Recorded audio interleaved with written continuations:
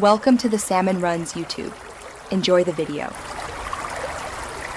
You'll begin by making sure your Apple ID is signed into the device.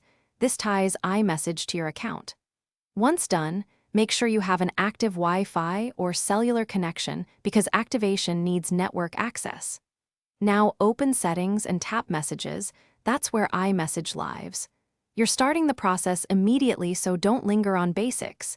Keep your ID and network ready. This step prepares the phone to contact Apple servers and verify your number and account for iMessage activation. Now enable iMessage by toggling the switch. If you see waiting for activation, give it a minute and ensure network access. After it's on, tap Send and Receive to pick which phone numbers and emails can send or receive messages. This controls where messages arrive. Make sure your correct phone number is checked and your Apple ID is listed. Once configured, set your default line if you use dual SIM. Then open Messages and start a new thread to confirm Blue Bubbles and iMessage functionality. Finish by testing sending an iMessage to another Apple device. Blue Bubbles confirm success. If things stall, restart your iPhone, since a reboot often clears activation hangs. Make sure date and time are set to automatic because incorrect time can block activation.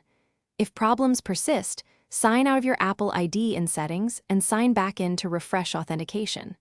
Finally, if none of that works, contact Apple support. However, the restart and re-sign typically resolve most activation issues quickly. Thanks for watching. Consider subscribing if we helped you.